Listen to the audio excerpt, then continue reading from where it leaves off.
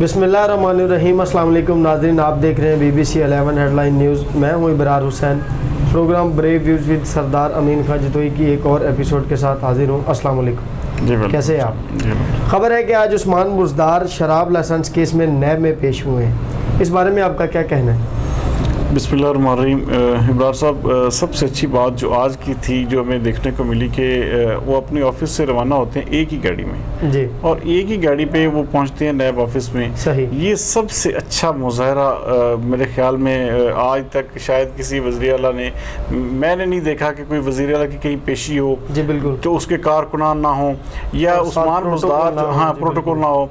क्या ये मुमकिन नहीं था कि अगर उस्मान बुज़दार साथ में प्रोटोकॉल लेके जाते या कारकुनान को कहते तो वो भी वहाँ पे पहुँच सकते थे? लेकिन ये एक वाकई एग्जांपल उन्होंने सेट की है जिसकी जितना भी इसको खराज तहसीन पेश किया जाए कम है। हम लोग बहुत ज़्यादा क्रिटिसाइज़ करते हैं उस्मान बुज़दार के कामों पे और उनकी गवर्नेंस के हवाले से, लेकिन अगर एक बतौर इंसान और बतौर उन्हें एक वज़ीर आला देखा जाए तो आज उन्होंने वाकई एक तारीख रकम की है। इस हवाले से ख़ास तौर पर जब वो वहाँ पहुँचे हैं तो उन्होंने बड़े तहम्मुल के साथ, देखिए 1.25 घंटे वहाँ पे उनकी इस हवाले से हियरिंग हुई है और उस हियरिंग में उन्होंने बाकायदा बड़े तहम्मुल से जो अंदर की खबरें रखने वाले लोग हैं उनके हमें जो हमारे ज़राए हैं उन्होंने बताया कि उन्होंने बड़े इत्मीनान के साथ वहाँ पे जवाब दिए हैं। हाँ, ये ज़रूर है कि कुछ बातों में उनका कहना था कि इस चीज़ का मुझे नहीं पता, ये आप मुझे लिख के दे दें, मैं क्योंकि तैयारी करके नहीं आया, क्योंकि ये गए थे वहाँ पे शराब के केस में कि आपने कोटा एक होटल को दिया है। लेकिन वहाँ पे जब पहुँचे हैं तो उन्होंने उसके बाद, क्योंकि इन्होंने अपनी वो सफाई दे दी वहाँ पे कि भाई मैं इसमें कोई किसी किस्म की मैंने कोई बदनज़मी या कोई ऐसी लापरवाही का मुजाहरा नहीं किया, ये बाकायदा एक पूरे जो उसके जो कोड ऑफ कंडक्ट होता है उसके मुताबिक मैंने ये काम किया है। लेकिन वो हुआ क्या कि वहाँ पे जब पहुँचे तो उन्होंने एक और केस का सवालनामा दे दिया कि जी आपके ख़ानदान के नाम पे, आपके फैमिली के मेम्बरान के नाम पे कितनी जायदादें हैं, ये बताएं कौन कौन सी कहाँ कहाँ पे खरीदी हैं।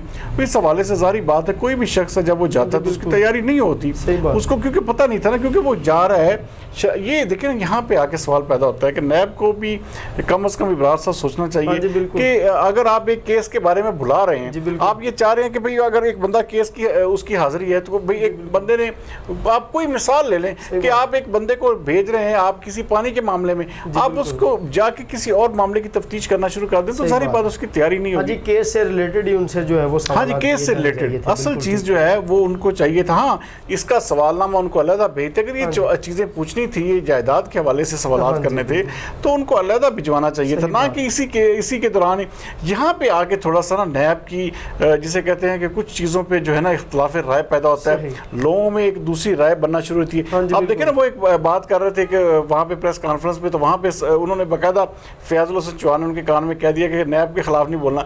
इसका मतलब बोला जाता है नैब के खिलाफ बातें होती हैं, नैब के खिलाफ बातें क्यों होती हैं? सिर्फ और सिर्फ यही तरीका कार है कि आपने बुलाया किस काम के लिए है, अब उस काम के अपने उसी एक जो एक मैंडेट है उसके मुताबिक काम करें। आपको जो एक केस के सिलसिले में हाँ, ये है कि जब एक बंदा आ जाता है तो वो कहते हैं कि जी आज सारी बातें ही पूछ लें, तो ये गलत तरीका कार है। लेकिन उस्मान बुज़दार ने इस हवाले से आज की उनकी हाजिरी इंतहाई, देखे कानून की पासदारी हम पे फ़र्ज़ है इब्रार साहब। अगर हम कानून की पासदारी नहीं करेंगे, अगर हम कानून के हवाले से कानून को अपने हाथों में लेना शुरू कर देंगे, हम अपनी ताकत के बलबूते पे जो है एक्ट करना शुरू कर देंगे, तो मेरे ख्याल में फिर मुल्क के निज़ाम नहीं चलते होते। बदकिस्मती से जो जिसे कहते हैं कि हमारे ऐसे कुछ सियासतदान, हमारी कुछ ऐसी पार्टीज़ वो सोचती हैं कि शायद वो अपनी ताकत के, अपने ज़ोर पे, अपने कारकुनों की ताकत के बलबूते पे बहुत सारे फैसले ले सकते हैं। तो ये मेरे ख्याल में हमारे मुल्क में अब ये कल्चर ख़त्म हो जाना चाहिए, क्योंकि अब वो दौर नहीं रहा कि अब आप किसी भी चीज़ को आप दिखा सकते हैं, देख सकते हैं। आप कैमरे की आँख बहुत बहुत तेज़ है इब्रार साहब, यहाँ पे कुछ भी छुपना, कुछ भी छुपाना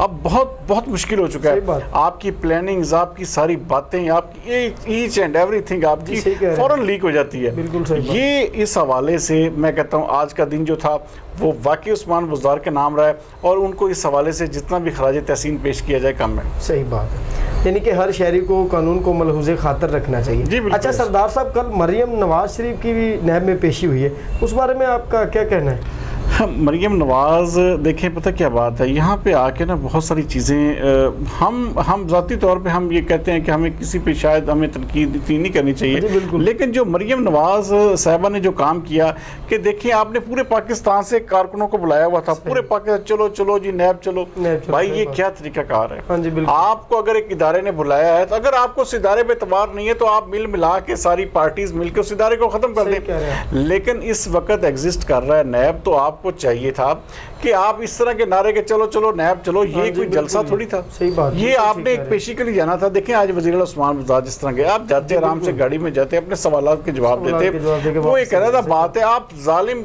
बजाय आप मजलूम बनते। सही। आपने क्या किया कि वहां पे ताकत का मुजाहरा करना शुरू कर दिया, 2-4 हज़ार कारकुनान इकट्ठे हो गए और उसके बाद आपने ये समझा कि पूरे के पूरा मुल्क फतह कर लेंगे। ये एक इंतहाई गलत तरीका कार है बरार साहब। और जिसको जो कल हमारी आंखों ने देखा वो यकीनन मैं कहता हूँ कि देखिए इनको ये आराम सुकून से बैठी हुई थी। अगर नैब ने इनको बुला लिया था, जी बिल्कुल, जब नैब ने बुला लिया था तो इनको चाहिए था कि वो एक अच्छे तरीके अच्छे शहरी होने के नाते वो जाती और वहाँ पे अपने जवाबात देती।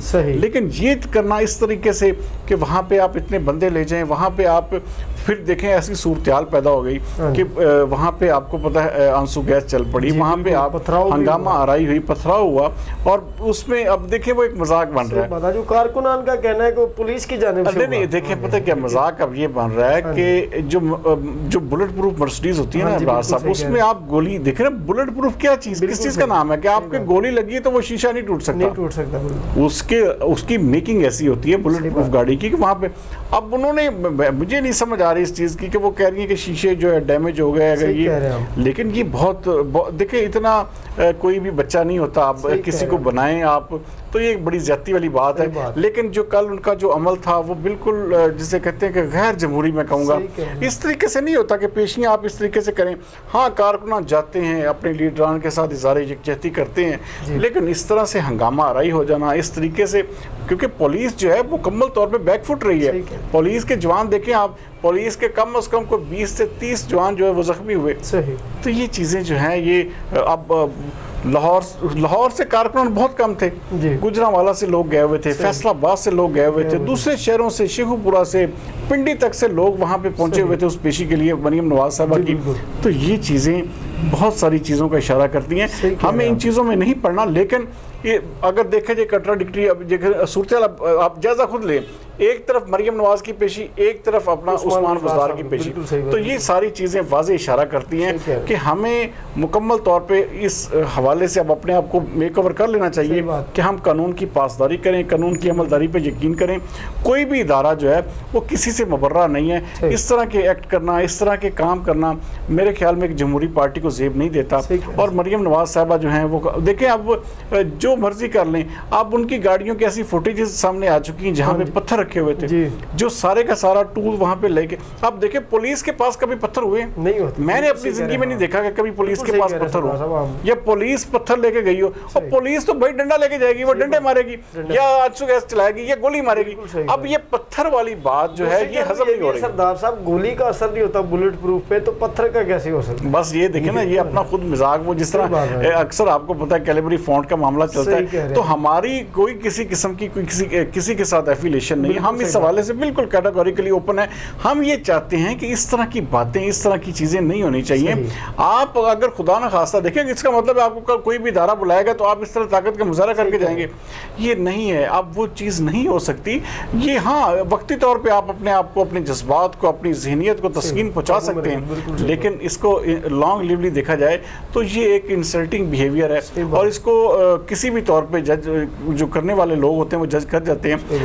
अब अगर ये ज्यादती भी हुई है नून लीग के साथ, मैं कहता हूँ उनके साथ हंगामा आराई हुई, उनको ऊपर शेलिंग की गई, उनके ऊपर पथराव किया गया, लेकिन उस सब के बावजूद बहुत सारी चीज़ें जो हैं वो ओपन इस तरह से हो रही हैं कि मैं कहता हूँ कि वो उस हवाले से बहुत सारी इतलात जो थी वो इंटेलिजेंस इदारों के पास और नैब के पास पहुँच चुकी थी कि हमारे ऊपर ये सारे कुछ होने वाला है। बेहतर था कि बिल्कुल बिल्कुल इस तरह कारकुनों के बगैर उनको चाहिए था। ये किस तरह का स्टंट खेलना, देखें इलेक्शन थोड़ी हो रहे हैं कि आप इस तरह लोगों का आपने बाकायदा इश्तिहार जारी कर दिया कि चलो चलो नैब चलो। भाई क्यों भाई, अगर आपको कोई इदारा, इसका मतलब है कल कलाम को किसी को भी कोई इदारा बुलाएगा तो वो हम वो सारे जत्था, वो पूरा गाँव या पूरा इलाका अपना इकट्ठा करके वहाँ पे चल पड़ेगा। तो ऐसे कैसे निज़ाम चलते हैं? इन चीज़ों की मजम्मत करनी चाहिए और इस हवाले से तमाम पार्टीज को सोचना चाहिए। लेकिन ये कोई तरीकाकार नहीं है बरार साहब, ये अच्छी चीज़ नहीं थी। लेकिन आज जो उस्मान बुज़दार साहब हैं उन्होंने वाकई एग्जाम्पल सेट की है और इस हवाले से उनको खराज तहसीन पेश करना चाहिए। बिल्कुल शुक्रिया सरदार साहब। नाज़रीन, आज का ब्रेव रिव्यू अख्ताम को पहुँचा। कल तक के लिए हमें दीजिए इजाज़त। पाकिस्तान जिंदाबाद।